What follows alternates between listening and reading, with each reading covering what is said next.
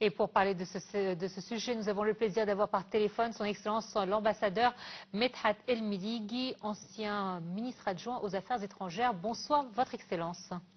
Bonsoir à vous. Alors, si vous me le permettez, on va diviser cet appel en deux parties. La première, on va parler des otages, et la seconde, on parlera de la situation. Alors, premièrement, en ce qui concerne les otages, pour le moment, les accords ou les points de ces accords de trêve sont respectés. Nous avons la libération au fur et à mesure d'otages contre des prisonniers palestiniens. Justement, quel est le symbole de cette libération aujourd'hui de 4 soldates israéliennes? Alors, premièrement, c'est exactement ce que la résistance palestinienne avait promis, malgré que les Israéliens sont en train d'accuser Hamas de ne pas respecter les conditions préalables, parce qu'il parlait d'une otage, Mademoiselle Youd, qui est une 5e otage et qui était civile et non militaire. Or, cela a mis en halte quelques conditions, ou bien quelques aides israéliennes à la situation, et que maintenant on attend cette 5e otage avant que Israël continue de prendre sa part dans l'accord. Mais cela dit, on ne doit pas négliger quelques points très importants en ce qui concerne cette dernière libération. Premièrement, les gestes un peu théâtrales, si j'ose dire le mot, par Hamas en ce qui concerne comment est-ce qu'il libère les prisonniers. Et malgré que je comprends très bien le sentiment de fierté de la part de Hamas et de la résistance palestinienne et même du peuple palestinien qui a pu supporter toutes les atrocités commises contre lui, mais je pense qu'on doit prendre les choses un peu plus calmes pour ne pas provoquer les Israéliens, notamment que cet accord a été vraiment arraché de la part des Israéliens, parce qu'ils ne voulaient pas, comme on le sait tous, que le Premier ministre israélien voulait continuer avec cette guerre jusqu'à appliquer les 3 conditions qu'il avait déjà mis au début de cette guerre, ou bien ce crime de guerre, si j'ose dire, qui était la libération forcée des otages, deuxièmement, l'éradiction totale du mouvement de Hamas, et troisièmement, si c'est possible, la liquidation totale de la cause palestinienne, notamment à la bande de Gaza. Alors, étant donné qu'il a échoué à faire tout cela, c'est pour ça que beaucoup d'observateurs, notamment israéliens, voient cet accord d'échange de prisonniers comme une défaite de la part d'Israël. Et c'est pour ça qu'on s'attend à tout moment qu'Israël reprend ses offensives contre le peuple palestinien, parce qu'ils ne sont pas d'accord et que vraiment, sans la pression exercée par le nouveau président Trump, cet accord n'aurait jamais eu lieu. Alors, Monsieur l'ambassadeur, quand on regarde donc la libération des prisonniers palestiniens, on se pose des questions de qui sont ces prisonniers. Alors, Israël, lorsqu'on voit dans les rapports d'Israël, on voit qu'ils sont des personnes qui ont mis en danger la sécurité d'Israël. Pourtant, la semaine dernière, on avait vu parmi les prisonniers une journaliste très célèbre, une journaliste palestinienne très célèbre. Donc, qui sont ces Palestiniens qui ont été prisonniers par Israël? Alors, moi, je trouve que les prisonniers sont de toutes formes. Alors, je sais que, premièrement, les prisonniers, quelques-uns de ces prisonniers, 200, on parle de 200, dont 79 sont condamnés à de lourdes peines et 121 autres condamnés à perpétuité. Et selon les spécialistes dans les questions relatives aux prisonniers, les rapports ont parlé de ces chiffres-là. Mais je trouve le plus important, c'est qu'on révèle petit à petit les secrets de cet accord signé entre les 2 parties.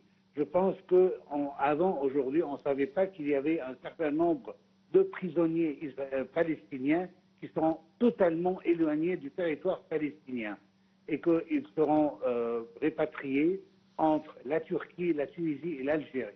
Ce sont des conditions dont on n'avait pas entendu parler avant dans cet accord. Alors, je pense qu'à fur et à mesure qu'on plonge plus dans cet accord, on trouve de nouveaux conditions qu'on ne savait pas et que peut-être ça n'a pas été révélé pour ne pas accentuer la rage nationale parmi les Palestiniens et les peuples arabes.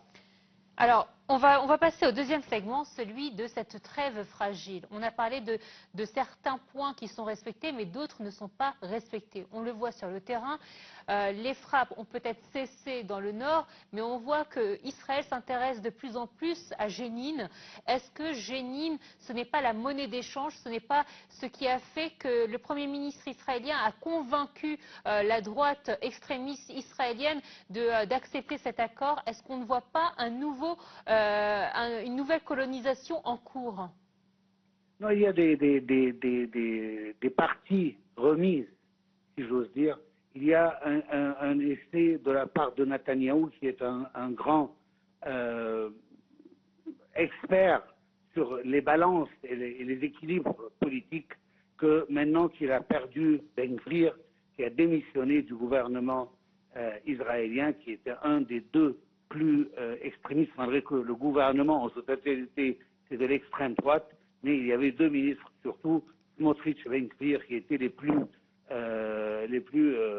extrémistes de tous. Alors, Ben Gvir a laissé, mais pour garder Smotrich, alors il y avait un échange de promesses entre Benjamin Netanyahou, Premier ministre d'un côté, et Smotrich de l'autre côté, afin de ne pas laisser le gouvernement totalement tomber. Alors cet accord, c'est ce qu'on voit devant nous maintenant, c'est qu'on voit signer l'accord à cause de la pression interne par la part des familles des otages d'un côté et externe de la part du président élu encore à ce moment-là, Trump, qui a exigé qu'avant son prise de pouvoir le 20 janvier, que cet accord soit signé, ce qui a été vraiment fait. Alors d'ici, comment est-ce qu'on peut remettre l'accord avec M. Smotrich, c'est de commencer une nouvelle guerre contre la Cisjordanie. N'oublions pas qu'il y a ce qu'on croit un droit biblique à la Cisjordanie en sa totalité. Et je trouve que même moi personnellement, je viens d'apercevoir les écoutes de la nouvelle ambassadrice et représentante permanente des États-Unis aux Nations Unies, qui parlait qu'Israël a un droit biblique en Cisjordanie, en sa totalité, tel que le dit M. Smotrich. Ce qu'on veut dire que M. Trump a choisi une ambassadrice, une représentante des États-Unis aux Nations Unies, qui croit au droit divin d'Israël en la Cisjordanie. Alors, à fur et à mesure qu'on va commencer à voir la nouvelle administration de M. Trump et aussi cet accord qui révèle de temps en temps des secrets, alors je pense qu'il est trop tôt de parler d'une situation assez claire.